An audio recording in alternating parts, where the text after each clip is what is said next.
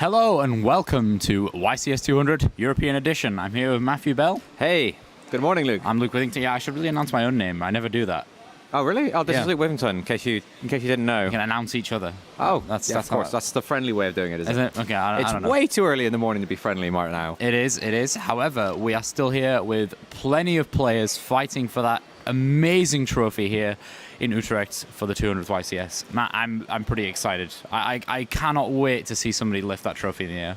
I am terrified they're going to drop it. If I'm entirely honest, it'd be like, photo, come on. Well, But the trophy looks super cool. I'll give you that. I will hold it for them if you're Actually, so that afraid. happened to one of our high-level players at a national championship. They were taking photos of him with his trophy. It fell out of the box. Yeah, That was a rough day. We had to get that replaced. Yeah, But it's not good. It's fun not stuff good. happens. You got to just keep hold of it. You got to Just keep hold smiling, right? of it. Yeah, exactly. Anyway, so we've been able to find a pretty interesting matchup for you with a fairly well-known player. You may know him. He's Luke Parks, the current European champion. Doesn't know what pot of greed does. Doesn't know what pot of greed. Yeah, well, no, he doesn't know what pot of greed looks like. Okay, that's fair. That's Yes. much fairer. to say. He's playing Altergeist this weekend, and he's going to Yeah. be facing off against... Just like 218 other duelists. It's a good shout. He's playing against Paleozoic Frog deck. Yeah, and the matchup right now It's is horrendous. It's not looking good. It's Altergeist is only winning 33% of this matchup. Recurring, of course. Repeating, of course. 33.33, which is much better than we usually get for that matchup. Yeah, the Paleozoic seems to be trouncing the Altergeist deck, so it'll be interesting to see how Luke plays this. As soon as he was sitting down, he goes, "Oh, well, I know what I'm playing against," because I thought there's no way they're not featuring this guy when I saw him earlier. So it's like maybe that extra knowledge gives Luke a little bit of an edge, but Possibly. it seems like he's getting out-grinded by the Paleozoic deck. Yeah, absolutely. I mean, but both of the decks, not something similar, but they have a similar kind of play style, a lot more Set lots of cards reservative and controlling. React, yeah. Yeah, exactly. So yeah, that's it. As for the other matchups for Altergeist, they're looking pretty strong against almost everything. Apart Plus 50%, right? from Goki, yeah, everything's like plus 50. Really, even 60s. Goki? I thought that Altergeist was supposed to be the good matchup, especially now that Goblin's gone. No, but apparently, they're still doing really well against Goki. Really bad against Goki, not good. The other way around. Doing really bad against Goki. Okay. Goki's winning a lot. Yeah, I would have thought Altergeist would have been beating Goki. Yeah. But And then the Sky Striker matchup, in fact, both the Pure and doing pretty good against Pendulum. the Trickstar. 81% win ratio yes. versus Pendulum right now. 81.5, actually. Yeah, and then the Sky Striker match is both pretty hard for those as well. Sky Striker Trickstar, 29.7. Yeah, Just that's like the pretty World low. Championship final. On that bombshell, Yeah. let's take it over this morning for our round 10 feature match to Oliver Gurman and Tom Payne. Yeah, welcome guys. Good morning or good morgen. What they say in the Netherlands is what somebody told me yesterday.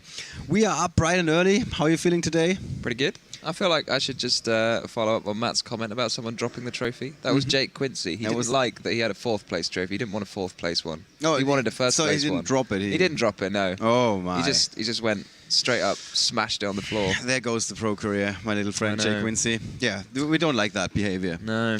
But what we do like, of course, is featuring the European champion Luke Parks going up with Altergeist against Wolf Lechte from Germany with Paleozoic Frogs.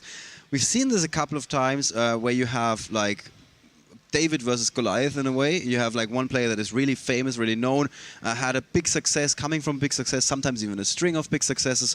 And then you have another player that is not quite known yet, but we've seen it more than once in the past that they rise to the occasion and they take down the favorite going into the match. Yep, and indeed, Matt said that the Paleozoic matchup is favoured. Well, according to the stats.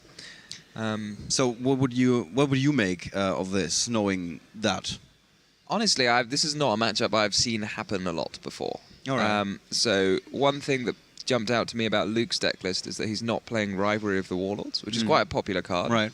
I mean, it doesn't massively influence how the deck plays. It's just a trap. You draw it or you don't. Wouldn't have done much in this matchup. Exactly. It's three cards that would have been pretty useless in his main deck. Yep. So it's good for him that he's not playing it. If he'd known he was playing Paleozoic. On the flip side, because I mean, Wolf is actually running 3 copies of Rivalry himself. Okay. So he's obviously So- not that bothered by it. But is it in the main deck or is it In the main deck. in the main deck? Okay. So Rivalry not going to do so much. Goes and Match might. Mhm. So one of the meanest things you can do to an Altergeist deck is if they summon Meliseek and stick a Link Karibo on the board, then they have no other dark monsters. So if you flip a Goes and Match, they just have to sit there Yeah. until you decide to kill the Link Karibo. All right, that Which would might not happen. be a position that Luke Parks Definitely wants not. to end up in. All right, so this could go either way. Kind of This hard could to go tell. either way. I feel like going first is usually an advantage in decks that are running a lot of trap cards. And of course, as these guys just pointed out, Luke does have the knowledge what his opponent is playing. This happens over the course of longer tournaments. You just tend to get up from your seat and just take a quick glance what everybody else you is normally playing. ask all your friends, and by Yeah. the time everyone knows someone. Yeah, and also when you get featured, I mean, it's a bit different if you're the European champion, but generally speaking, when you get featured, there's a very good chance that your opponent is playing something crazy.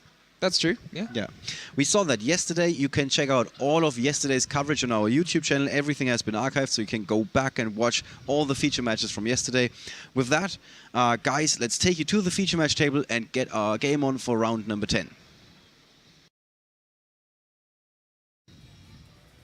We need the first thing. So here we got Luke on the left. Generally speaking, very relaxed person as long as he doesn't have to come up with names of drawings that his partner in crime, Jay Quincy, is drawing in our little trivia game. You will see that stuff in between rounds. Wolf Lecht, on the other hand, like I said, bit of an underdog going into this match. Can't say I remember him doing well, like at the German Nationals or something like that, like at a more local tournament. I mean, Nationals still pretty prestigious. Okay, so that's looking not like the sort of hand Luke would want to be Ooh. drawing. Yeah, you're right. That's a go second hand. I mean, it doesn't really matter go first or second. But he is going second. He is going second. I mean, it's better for him that he's going second because his hand wouldn't have done anything going first. So if he didn't know what he was playing against, would he be like, oh my god, I'm playing against Chainburn? Possibly. I still think you probably would guess Altergeist. There are other decks that run trap cards floating around at the moment. So this match might be taking a little bit longer than most of the matches we saw yesterday. I would say so, yeah. There's a lot of traps floating around. We actually saw a lot of 2-0s yesterday in our feature match. There were. Do you? Is there something that stood out to you where you're like, this is the reason why there were so many 2-0s? Was it just that somebody always knew how the deck was working? I don't think so. I mean, I think some games 2-1, some games 2-0. In the dice roll dependent match, when it's like both decks want to go second, then often we saw the deck that actually got to go second taking the game, so that often leads to a 2-1. Often the plan of the player is just to say, all right, I'm probably going to lose that game, that's fine. I'll just win the next one when I get to go second, or when I get to start if I want to It's start. not much of a plan when you go into the third game. It's a bad plan Yeah, if we're you just have gonna to. lose this one. Third game, who cares? Oops. So I assume Luke got the poke in with Marionetta. Or maybe he didn't. Maybe it just wasn't even worth it for 1600 damage. Why would he not attack? I mean, maybe he might think his Marionetta's going to lose out to some trap. I think Wolf's going to have enough to try and set up a Totally Awesome. And I think the Totally Awesome is just going to get met with Luke's face down Solemn Strike, which is not what Wolf's going to want to see. I feel like something like Totally Awesome sticking to the board in a matchup like this is really quite strong. Yeah, I would agree. But that's not going to happen, I don't think. He's going to try. And He's trying, yeah. It's going to be particularly unfortunate because normally when you make Totally Awesome, you make it with a frog. And then if it gets hit by Solemn Strike, then you get the frog back. But if you make it with two Paleozoic traps, they're no longer water monsters in the graveyard. So you don't get them back. And that's very sad. It is. So he's using Morella there to send Rivalry of the Warlords to the graveyard. Normally you want to send a trap which is useful in the graveyard, but in this case, a Rivalry of the Warlords is useless in the deck. So you might as well get it out the deck. Yeah. Makes perfect sense. In this first game, like the only thing he's doing with it is giving him another option to bring back his traps, right? Yeah. But basically any other trap card Yeah, is would better. have done the same job, yeah.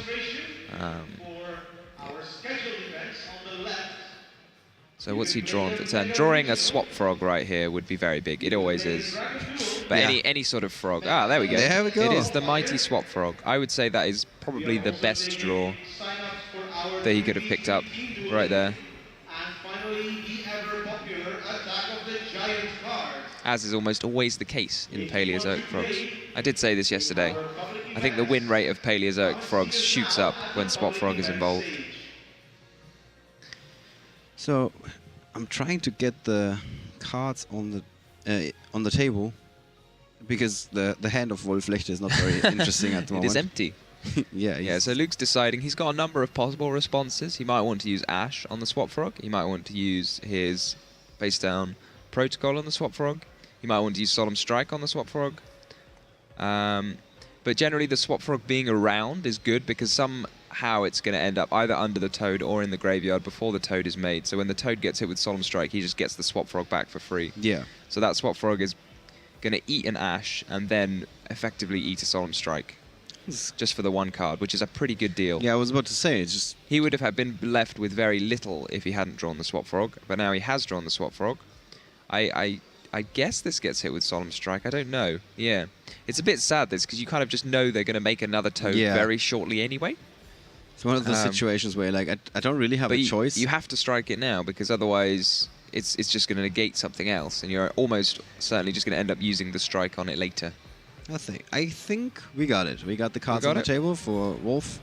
So Wolf has got the Gozen match, which, oddly enough, will actually slow the Altergeist deck down. I mean, Altergeist doesn't go very fast anyway, but it slows it down even more. Because all the Altergeist monsters like have different attributes. Throwing a stone at a snail.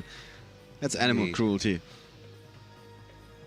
So hopefully Wolf has added the Swap Frog back. So now he's just going to start activating some traps in order to trigger the Paleozoic traps in his graveyard. But so far, he's got pretty good understanding of his deck.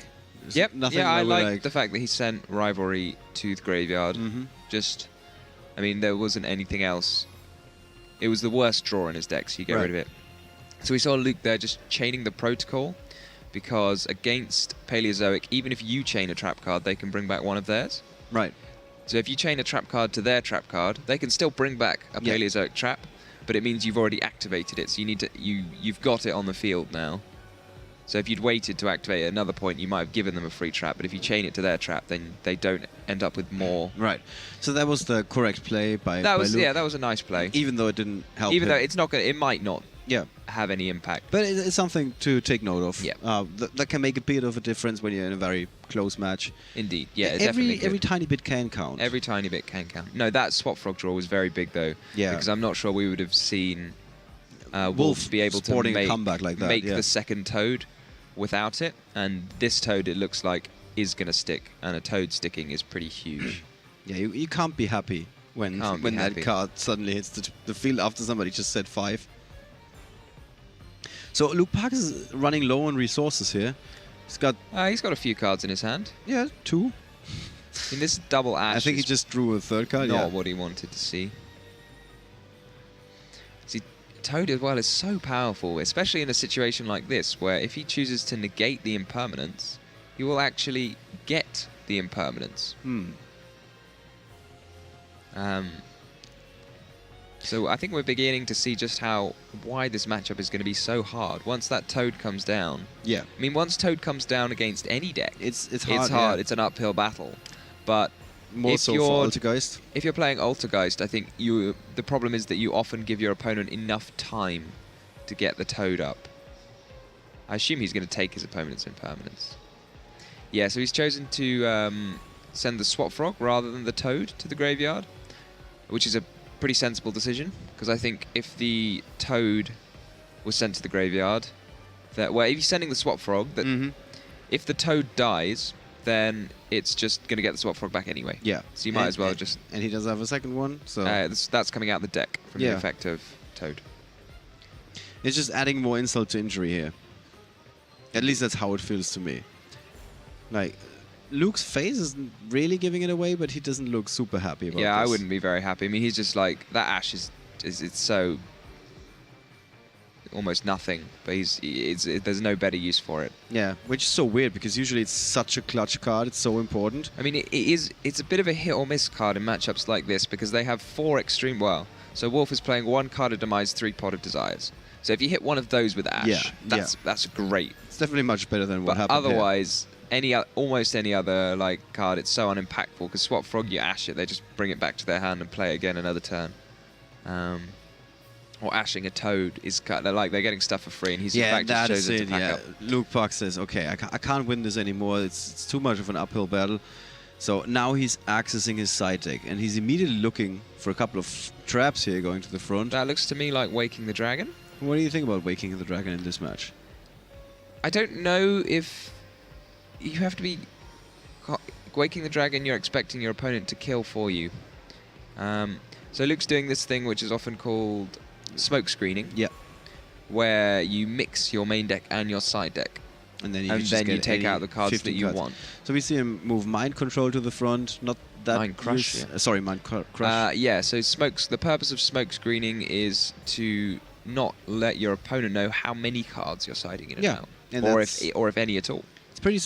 You can't just make it look like you're siding in a bunch of cards, and you just get out the entire side deck that he just moved in. It requires you to have a good knowledge of your main and side deck. Yeah, but you would expect Luke to do that. Yeah, you would expect most veterans to have tested so much that they know exactly what they're. The only issue is if your list is if you've changed one or two cards the night before, you have to know exactly the 40 cards. And that's what you do in between rounds. I mean, that's not crucial. Between rounds, game 1 and 2, that's not super crucial. That's true. Yeah, it doesn't actually matter. You only need to bring a second copy of your deck list and and then look at it in between rounds. Yeah, or you could bring a second copy of a deck list. Yeah, that's the way to go. Just some more pro advice here. Pro advice, Wally? Yeah, I got some. So what do we think? Not much though. So I'm guessing we're going to see more So yeah, Wolf's got some copies of Heavy Storm Duster, which I could definitely see coming in, and possibly even evenly matched if he's expecting Luke to go first. Those would be my guesses for what's being sided in. We would be expecting Luke to go first. Siding out the Rivalry and the Mistake, probably from the trap lineup, because those aren't very impactful. So Wolf Lechte is just one win away from. I was talking about that David versus Goliath thing. He's in a pretty good position. Hitting Luke with the slingshot. Yeah, exactly. That was what I was thinking about. Yeah. So I'm guessing Luke will have rotated out the Shared Ride, and it looked like he was rotating out the Mind Crush. And the Imperial Order as well. And the Imperial Order, yeah. And it looked like he was putting in Waking the Dragon. Mm-hmm. I'm not sure Paleozoic is really a deck that proactively destroys your spells and traps. I mean, they do have the Leon. No, what's it called? What about Evenly Matched? No, it doesn't destroy. Evenly Matched doesn't trigger it because it gets banished face down. So much Waking the Dragon is still triggered if it's banished. Oh, is it? But not face down. No, nothing. Basically, nothing is triggered if it's banished face down. Okay. There is, fun fact for you, one Yu-Gi-Oh card in the game which is triggered when it is returned from the field to the deck. It's some weird serpent princess thing. I don't even know what it does. That's if we up our number of trivia games, that might be one of the trivia questions. I don't even know that it's like serpentine princess or something. But basically, nothing is triggered from the deck. Yeah, very few things. Players are triggered when players good cards are getting shuffled back into the deck. Right, all trap card lineup for Wolf Lechte, who's going second. That's what he likes to see. 28 trap cards in his main deck. Yeah. Whereas Luke Parks' hand is still loading in here. So are we going to see a bit of a better hand from Luke? Yeah. Those look like Meliseeks in his hand. Maybe he's got 2 Meliseeks. I can definitely see an Altergeist Manifestation. They were multi-fakers, triple multi-faker and a Meliseek. Ooh, I didn't make out that there was 3 times the same card. I did see like twins, but not triplets. So you want to see the multi-faker. I'm not sure you want to see quite 3 multi-fakers. So there's no interaction for Wolf Lechte in his hand? There is no interaction in his deck, really. Yeah, okay. I'm pointing out the obvious, but yeah, you're going just next level here. Next level. I don't think he's going to interrupt. I mean, no one's really going to interrupt an Altergeist player on their first turn anyway. So Luke there, putting that Meliseek in the graveyard.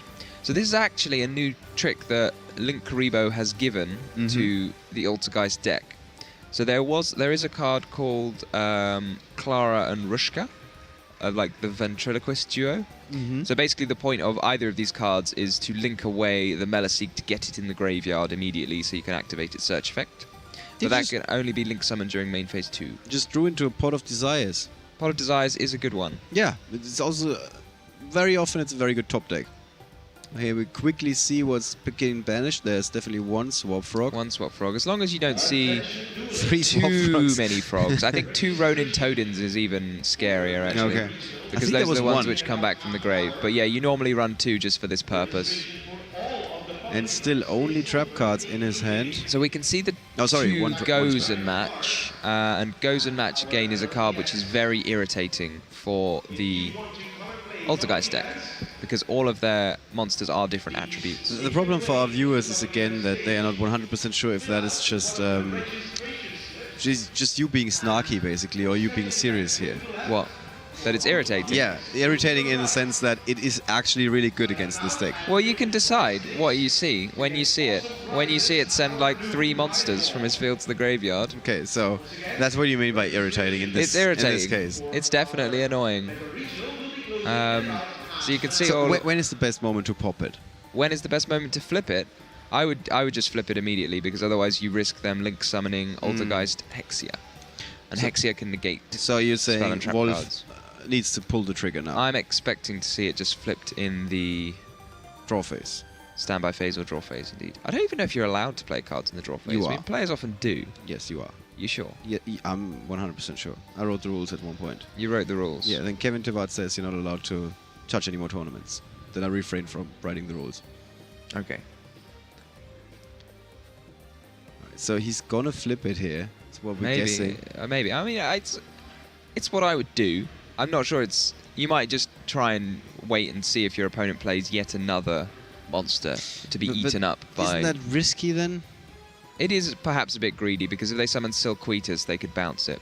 So he's going to play Morella first, because so he's going to put some Paleozoic trap cards in his graveyard to trigger the... to trigger to get when them he back flips if he wants the Gozen to, yeah. match. Okay. So he might just send Lostwin here and wait and see if Luke is going to link summon first, and then he can get the Lostwin back from the graveyard for free. But it looks like he's sending a Dynamiscus just to put another Paleozoic trap in the grave. Alright, so that works. And do we know what are his other face downs? Yes, we do. He's got a Heavy Storm Dust that goes in match. Morello that we just saw is now gone. Olenoides and another goes in match. So I can't really see a reason why you would flip the Morella if you weren't just going to flip the Gozen match, unless it was just kind of out of habit. Because you're not going to... It would be a really weird habit to test that. Well, just to do it in the standby phase, just to get the traps in the grave. Because you want the traps in the grave before you activate any of your other traps. And then, but the question is, Gozen match is a card where you can activate it later, always, if you want to. Okay, so he just did that. Triggers. So this is... It looks actually... Luke having that double Meliseek on the board is going to be very... Meliseek is a card which gives the Altergeist deck outs to a lot of things that they shouldn't be able to deal with. Like this Gozen match. So it can attack directly, and when it inflicts battle damage to your opponent, it you can just choose a card on the field and send it to the grave. So it gives it a lot of outs. It's one of the most important cards in the Altergeist deck. How can Wolf Lechte stop it from attacking here? I don't think he can. No, I don't see anything here. Nothing in his hand, of course, even though most of the time the hand can't really stop attacks. Except for Battle Fader, which Battle Fader, yeah. made a memorable appearance in a feature match in Prague a few years ago. That was also Jay Quincy, by the way. So many highlights of Jay Quincy, actually. I don't think he can. So maybe that's the first one's going to send the Gozen match to the graveyard, and then we'll see if the second one hits the other Gozen match or not. Unless he's got some way to stop it, but I don't know. I don't see Well, he could use Heavy Storm Duster to destroy... not Heavy Storm Duster. Well, he could use Heavy Storm Duster. But he could use Paleozoic Olenoides to destroy the manifestation, which is attached to the first Meliseek. Okay, so he gets rid of one. That gets rid of one. The second one, I would assume, will hit the Gozen match, but unfortunately for Luke... There's a second one There's waiting. a second Gozen match, waiting in the wings. Oof, that might be even more devastating then. Like, he's got rid of that card, he thinks now I'm free to do whatever, and then suddenly the second one gets popped. Yeah, that would be quite annoying, because especially in the situation where Luke's got a lot of monsters in his hand. Yeah. Because he's just not going to be able to use any of them. A lot, as in all cards are monsters. Cards. I mean, Wolf might even choose to flip it before Luke's main phase 2, which would prevent him from summoning. He just won't be able to use any of the cards in his hand, which is really not a situation you want to be in. And then you would have to get rid of the monster, which should not be a problem with 2 monsters on the field of your own. Indeed. So he's chosen not to. But now he's going to flip it, right? He might flip it in the end phase. I think he's going to flip it now. Come on, do it. Flip, flip, You want to see him flip it? I'm just going to get this is a sort of situation where you might sort of I'm going to get the crowd to start a decide chant. that you haven't flipped it yet. There we go. Woo! So Second copy activated. I don't know why you would hold it and then flip it. He was waiting for the crowd to cheer him on. And I everybody see. go, flip, flip, flip. No. It's still too early for them. It's still too early in Yeah. the day, Ollie. Sorry, yeah. Yeah, they don't have this. My breakfast is Red Bull with more Red Bull. But I mean, the thing is, in this Oh, situation, sorry, I learned yesterday we got sponsorship by Powerade, so I want to correct that. he's allowed Luke to essentially trade the Marionetta in his hand for a trap from his deck. And the Marionetta in his hand couldn't have done anything. So yeah, so you're saying possibly flipping it earlier flipping it earlier- in this situation would have benefited him because Luke's got so many monsters in his hand. I mean, normally the Altergeist deck runs quite low on monsters, Yeah. so he's only running like Is there a 12, situation 13? where the element of surprise when your opponent is about to play a second card and you then flip the ghost match is such an advantage that it's better to hold it back? I mean, you're kind of weighing up the value of the extra monster being killed against the sort of security of them not being able to do anything sneaky. Yeah. So the longer you hold it, you might get more value if it sends more cards from the field to the grave. But you lose out, like a trade like that heavy Storm Duster would still have been face down. Yeah. And Luke would have just had the second copy of Marionetta in his hand. I mean, he's already got more monsters than he's going to be able to use. So Now Wolf Lechter is able to go toading again. Yep, and once this toad is almost certainly going to stick. I can't see anything in Luke's hand to deal with the toad. So, I mean, realistically, this goes in match is really shutting Luke down. He attacks over It's very irritating, Metalseek. as I said. the attack. No, the card, the goes in match. match. Okay, that's what I thought. It's really hurting Just him. double checking. All right, so it's interesting because Wolf Lechter only really has 3 cards here with the Goes in Match and the Toad. Yet another monster, but doesn't do much. But one goes in match is worth. One Goes in Match is worth like I mean, 5 cards by Luke here. Well, a goes in match plus toad is one of the closest things to an FTK, which doesn't kill your opponent. I would say. Is there a thing? Ah, okay. It's a first turn combo that doesn't. Indeed, it's a first turn combo. Yeah. That would be an FTC. But yeah. But So, this is as close as Wolf Lechter is ever going to get to being a perfect position to just take down one of the greats. Luke well, I mean, Parks, maybe next turn he'll be in an even better position. Yeah, for the time being. That is what Toad does. It steamrolls. If somebody would have told him at the start of the tournament, hey, you're going to be in day 2, you're going to be playing against the European champion, both of you are on a really respectable record. I think they are 7-1-1, if I'm not mistaken. I can look that up. And yeah, then you're going to beat him in a feature match. He would have said, oh my god, sign me up for this tournament. My usual choice with Indeed, Toad, I 7-1-1. mean, it's the fairly standard choice, is to summon the Dupe Frog. Because that prevents any of your other monsters from being attacked over while Dupe Frog is on the field.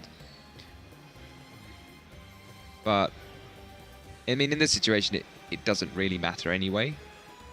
But it'd be interesting to talk about why he's done that. I don't really know why he's done that. Because if he summons the Dupe, if he'd summoned the Dupe Frog here, then Luke wouldn't have been able to attack over either the Dupe Frog or the. So he wouldn't have. He just would have had a Dupe Frog on the field because Luke wouldn't have been able to attack it, and Luke wouldn't have been able to attack his Paleozoic trap either because Dupe Frog prevents you from attacking monsters that are not itself. So one of the old school locks was to have 2 Dupe Frogs on the field, Yeah. and then your opponent couldn't attack. It's a little while ago. I mean, it still comes up every now and again because Yeah. Dupe Frog is a card that's played, and you know, I mean, Dupe Frog is a card. not being able to attack your opponent can come in handy. I mean, normally in the situation where the Paleozoic player has 2 Dupe Frogs on the field, they're winning anyway. Yeah. But you know, every little helps, and an interaction which stops your opponent from attacking you can be helpful. Same thing with 2 Marauding Captains. Marauding Captain, a very old card that recently saw some play in Goki. But you can't do that anymore. So, got rid of the... So we should... Can we Totally double awesome. check the text on Inspector Border? Because it's got a lot of text. It does. Some people have been wondering why he's playing that card. I assume it's because there wasn't anything better in his side deck. Yeah, I would actually guess the same It's got thing. 2000 attack. It has a relatively irritating effect. Neither player can activate monster effects unless the number of monster effects that player has previously activated that turn is less than the number of monster card types currently on the field. Aha, okay. So the question here was... So what's kind of going on in this confusing chain is Toad can activate its effect. Mm-hmm. And it did. It was negated by strike. Toad can activate its effect, but it was negated by strike. And then you'd think, okay, so the activation was negated. So in fact, you could activate another monster effect, but Toad is no longer on the field. Yeah. So there's no card types on the field. So you don't, you had one monster activation. You tried it, it failed. So you'd think maybe I still have one monster activation, but now you don't. You now have 0 monster activations. Right. But it doesn't matter because the Paleozoics are traps. And then you make the Toad. They don't care about monster effects on top of that. They don't mind. Even though that's not They also relevant don't here. care about monster effects. They're just spitting in the face of Inspector Border. How important is that, being unaffected by monster effects? Because quite often I don't feel like it's incredibly relevant. At the moment, it's not coming up too much. Paleozoic is normally a deck which wins with its trap cards. And then you just turn the Paleozoics into Toads as fast as possible. But in the past, it's been a very relevant thing. Okay. That if you could flip a Wabaku, And that's that's enough for Luke to back up. Wolf Lechte in the role of David, going up against Goliath in the form of Luke Parks, and he wins the first feature match of the day. Quite an explosive start. Definitely not the start that Luke Parks was imagining for himself. Let's talk about it in our post-match analysis. Yeah, so sometimes the heart of the underdog can overcome even the biggest of favorites Heart of in the room. and the favorable matchup. Yeah, I couldn't come up with a Yu-Gi-Oh card in just the second that I was preparing this. And but well done indeed to Wolf Lechte, going up with Paleozoic Frogs. We had Paleozoic Frogs on the stream yesterday. Couple of plays where we weren't 100% sure if we agreed with them. I think there was nothing where we were like, okay, I would have definitely done this differently. Yeah, the only things I would have done possibly differently is shotgunning the second Gozen match before Luke summoned the Marionetta. Yeah, so that's like the only little dent. But I mean, it's not necessarily a right or wrong play. That's sort of, there's too much going on. You don't know. I know what Luke's got in his hand, and I know activating the Gozen match just stops him doing anything. Yeah. But on the other hand, I think that Luke Parks is not going to be like too nonplussed about this whole thing. Basically, he sat down, he was called for the feature match, he saw the opponent, he was immediately like, I know what's going to happen here. I don't know, because I don't know if people... I mean, we heard from Matt that Paleozoic's been beating Altergeist, but it's not a matchup that I've practiced, and it's not one that I've seen a lot before, so Luke might not be aware that it's such a horrible matchup. I mean, he might have figured it out when Gozen match came down. Well, on the bright side, he's definitely awake now after that wake-up call in form of that match. Yeah. We've had a couple of pro players that showed up late. Also yesterday, by the way. This is the reason why Eugen Heid and Joshua Schmidt started with a round 1 loss. They just didn't show up on time yesterday. The story goes that Eugen was showering for 45 minutes. You may ask him about that at the next event. So all of this is part of the preparation for these larger tournaments. Like, how important is it to get a good night's sleep for Sunday? I mean, my favorite thing is to pre-register. Mm-hmm.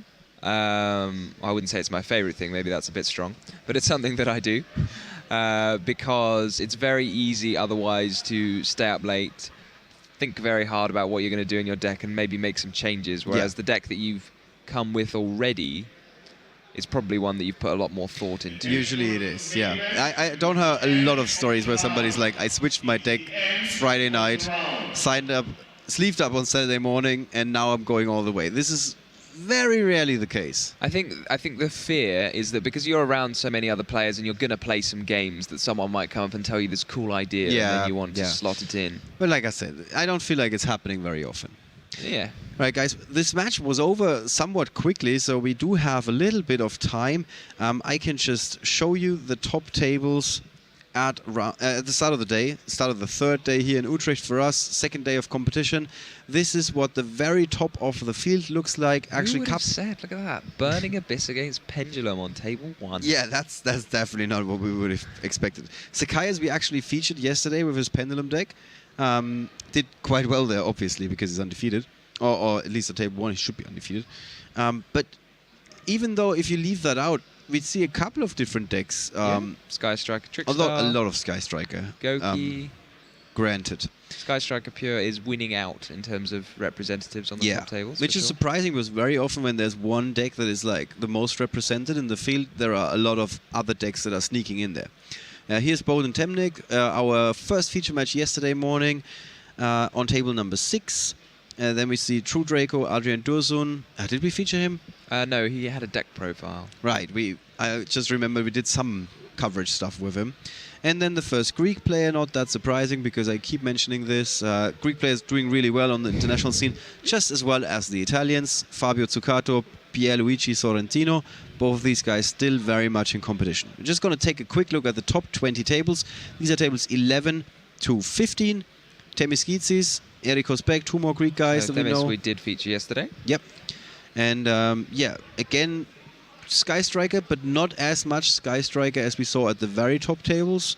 A bit of True Draco and a bit of Altergeist in there. There's 6 Sky Striker Pure in that 5 tables. I'd say that's quite a lot. Yeah. Okay. I give you that. And then 6 out of 10. To round out the top 20, we see some more Sky Striker. However, there's also Altergeist again present. Paleozoic Frogs, that's our feature match here. Luke Parks against Wolf Lechte. They were table 19. And then yet another Greek player, George Apostolidis, with True Draco going up against Alessio Giordani on table number 20. Making it your challenge to pronounce all the Greek names. He's one of those guys that's very forthcoming because his first name is not George. It's I think it's Georgios, or like the Greek version of George, basically. So he's just consciously changing his name to make it easier for us because he's listed as George here. And we also have, for the first time ever this weekend, the country breakdown. This is what it looked like at the start of the day. Germans always have the most. No, actually, I want to give a shout out to the strong showing by the Netherlands. 471 is quite a lot for a country that is not that large. Not that large. Not that large. Small, in fact. Yeah. Well, you could go as far as saying it's small. I would say that Belgium is small, and still they sent 114. So quite diverse in that regard. I mean, Germany, we mentioned that yesterday, that Utrecht is a good location just because western border of Germany and Utrecht, that's like a 1.5 hour car ride. Or and a 6 hour... Yeah, from the other train. side of the country, yeah. If your flight happens to get cancelled in the middle of the night and you decide that, okay, I'm now going to take the train, there's also an option when you're from Berlin, and just 7 short hours later you're going to show up in Utrecht bright and early to do coverage for the next 48 hours. Even more, actually. It's more than 48. And this is what day number 2 looks like. Germany was able to cling to that lead, but then again, we saw that 800 players came, 150 still standing. Italy suddenly in number 2. They jumped up. They jumped up quite a bit. Sorry, I forgot how many Italians we had at the start of the day. 119. This is round 1 again. And out of those 119, 59, every second Italian still in competition. I think what that's telling you is, if you want to do better at Yu-Gi-Oh! Tournaments, you should move to Italy. Yeah, that's going to be the new advertising campaign for Italy. Come to Italy, learn to play Yu-Gi-Oh! That's what you do. When we show the deck breakdowns, we're like, these are the decks that are doing well. You should play this deck. Yeah. So we show you the country breakdowns. The take-home message is, yeah, you move need to play Italy. You move to Italy and you play a certain deck, and then suddenly you do really well at these tournaments. Well, speaking of decks, let's quickly bring that up as well, guys. This is the deck breakdown at the start of day 1. Sky Striker Pure, we said it. In number 1, almost twice as many copies as the next most popular deck, which is True Draco. The big surprise here, we mentioned it yesterday a couple of times, Goki. We were expecting a lot more Goki. I actually spoke to Christopher Nielsen about this yesterday evening in the hotel lobby, and he said that feels like they tried to make Goki work. They said it's really good. They just wanted to find an even stronger combo, and they really couldn't. That just makes it even more consistent. And he said sometimes you do lose to a hand trap, and there's like nowhere to go from there. Yeah, I think the Invoker really made it easier to get stopped by hand traps. Because Invoker was, you could just chuck out any level 3s you wanted, and then that did the trick. But now you have to have more specific cards. Right. So today's top card looks very different. The most surprising thing for me is yesterday we were touting that that Burning Abyss is going to go up in numbers because I wasn't. I was. You were. I was. Yeah. Okay. Just throw me under the bus. Just throw you under the bus or the train. So I thought that Burning Abyss is going to go up in relative numbers because very, very often we see players really know the ins and outs of Burning Abyss, so they do really well with that deck. That was not the case.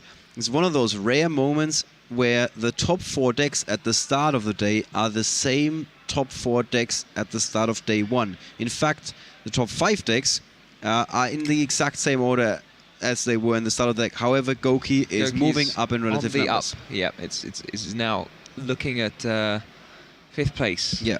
Dinosaur, Burning Abyss got kicked out of our top 7 decks, and Sky Striker, Trickstar and Paleozoic Frogs are now sneaking up those numbers. But still 61 other decks, so that means there are a couple of decks that have been played either 7 times or less. So that means even on day 2 we got a pretty diverse field.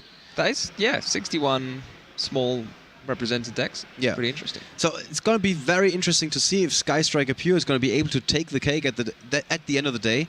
It seems like they are well positioned. Also, when we looked at the top 20 tables, there was a Sky Striker on almost every single table. Yeah, I mean, at this point, just by sheer numbers, you'd be guessing that they're going to take strength in numbers this weekend. All right, guys, with that was a lot of analysis. We're going to take a quick break and take you over to Luke and Matt for interview with the winner. Oh, actually, it's the loser of the round. That's something new. Here they are with Luke Parks. Thank you very much, Ollie. Yes, our winner, Wolf, did not wish to have an interview, and Luke Parks was telling us a whole lot about the game, so we decided to get him on. So, hey, Luke, come on over and tell us a bit about it. Right in. All right. Hey, Luke, last time you were here on this stage, right here, you were lifting your trophy up. Yeah, I won that time. Yeah, that was a bit different. Tell us about it, man. We were talking just before the match that you only have like a 33% chance of winning that matchup anyway, and then you didn't open the best. Yeah, it's a pretty hard matchup. If you go first, you just have to like flip your protocols and stuff in the end phase, so they can't bring back Paleo, so that would have been good. But I lost the roll. He rolled a 5 and rolled first, so I was kind of like, I'm pretty confident I was going to lose the roll, and I lost the roll, so that was fine. I thought I'd nearly got back into game 2 when I had strike. I was like, he's going to flip another Paleo trap, as long as it's not the MST one, which I didn't think it was because he'd done it in the end phase. Brings back a Paleo, I strike the summon of the Toad, and then he gets nothing back. But his draw for turn was Swap Frog, which just like absolutely annihilated me, and I like had no chance after that. I was like, oh yeah, okay. I can draw a million cards, and it doesn't do anything because all my good cards are trap cards, and he gets 2 frogs before I get a trap card. And then game 2, I went first, and I opened triple multi-faker, Meluseek, and the manifestation. I thought it's bad, but like I might be able to play out of it as long as these traps aren't insane. So like, I just set up the double Meluseek for Gozen match, but then he had double Gozen match MST, or Paleozoic MST, I don't know what it is. So yeah, there wasn't really much I could do. I think if I watch it back over, maybe I could have done something with the Impermanence double Ash, like different on the Swap Frog, but I don't know if there was like any way for me to actually win that game. I don't think you should beat yourself up too hard on that one, to be honest. I'm not going to worry about it. I've just got to like avoid Rogue for the next 2 rounds and beat 2 Sky Striker decks, hopefully. Yeah, as I say, the win rate really didn't put you in favour. It's not a good matchup at all. Yeah. And he played well, so like, exactly. That's what we definitely shouldn't take it away from Wolf that he actually played his deck. Yeah, he has a favourable matchup, and he's going to take advantage of every hole he can find. So yeah, exactly. Fair play to him. But you said you want to grab 2 Sky Strikers, but your Sky Striker matchup actually collectively across the whole tournament seems to be pretty bad, but you seem to think otherwise of that. Do you want to give a bit of thoughts onto it? Yeah, so like we were building the deck, and like I decided that they saw a game once, so it doesn't matter. I decided that Shared Ride was just like better than every trap card in my deck. So no matter what I was playing, I was maining 3 Shared Ride. And even though it's not a trap, you can draw like multi-faker or hand traps and stuff like that. And like the matchup is like just ridiculously good because if you draw Shared Ride, they have to skip their turn. You just have to make sure they bait Ash with either like spoofing or multi-faker or something. Like you can even just have protocol on a monster and just negate the Ash. And if that resolves, you win the game because if you summon a multi-faker and summon a Mellow Seek in the end phase, you've just won the game because you make like double Hextia Marionette and next turn and just kill them. Yeah, at that point, there's not much they can do. So I think this Sky Striker match is pretty good. So and you can that's also just sack them with Village. Oh, yeah, you also that have, works. yeah, That works Village. as well. Yeah. No, that's super interesting to hear you talk about the matchup. Even though it appears unfavorable for everyone else, it just seems to sound like everyone else is playing the matchup wrong. Yeah, like... Not the first time we've heard this on the stream. We also had the Pendulum guy yesterday who was saying the same thing. I don't know, it's just like how the game's evolved. Like, a lot of people just don't like trap decks. Yeah, that's true. Yeah. And they're like, spell decks are cool, but I don't like trap decks. And I was like, I don't know, like, it's one of those things where, like, you have more starters than they do, like, than Sky Striker, but, like, when you don't have a starter, your deck does more because you have good trap cards and they don't. You actually have this like real disruption. Yeah, you have like, actual playable cards. Yeah, trap cards nowadays are very, very strong. We went through a lull of trap cards not being that strong. I don't actually think that's the case. I think from design perspective, the problem is everything else got so much better and traps didn't move. Yes. Yeah. That's what I should have said. Really, the relative strength of trap cards. That was the problem, and of course the power level of trap cards have been ramped up now to things we've got evenly matched, infinite impermanence, which has double synergy, for example, in things like Altergeists. But just everything else essentially just got pushed a little bit further, and then it's like, hey, that Mirror Force is not doing as much as it used to. We killed all my Burning Abyss monsters. That seems like a good time. Threadle Tribute, not good against Cosmo. Just lots of stuff like that. Yeah, I can't believe that card's back at 3, and no one's playing it. It's insane. Threadle Tribute. Yeah. Back in the day when you were allowed to play I've seen some people play it, but like, good. it's not like mega popular. I wish I'd set Infinite Permanence in the Column of Goza match though. That'd have been sick. 50-50 leads. That would have worked. Never mind. That would have worked. I really like the deck. Bowden built most of it. I think like, the Shared Ride was my idea, but it was not mainly his deck. Yeah. He played really well at World Championships, actually. When I watched through his games, they were very entertaining, and he always knew exactly what he was doing at any given point. Yeah, he was really well tested. Yeah, I watched him play against Gali in the top that 8 guy. as well, and Gali wasn't having the best time, but it's just like just picking him apart. Yeah. Really good couple of matches. Speaking of the World Championships, tell us a little bit about it. How was it? I loved it. It was really, really enjoyable. It probably wasn't my best event, but like it's hard to compete in like an event where I didn't know what everyone was playing.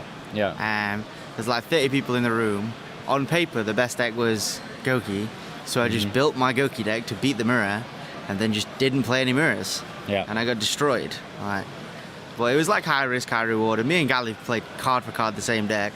I'd tested way more than he did, but like obviously he just got more favorable matchups and he topped. So like it was a good deck. It just was unfortunate. The World Championships is a really fun kind of format. Not just the cards being played, but the way that there's such a small number of really, really skilled players in one tournament is just really Joshua weird. Smith was actually saying when we were there, he goes like the thing with World Championships is at a YCS you'd maybe only play like 2 of these kinds of matches throughout the whole tournament, and your whole tournament experience at Worlds is, it's that guy who's won X, Y, and Z. It's this guy who's it's the European champion. It's the North American WCQ. Like you got like the real Titan matchups the whole way through. It was really difficult, but it was really fun. Like, I played the winner round 1.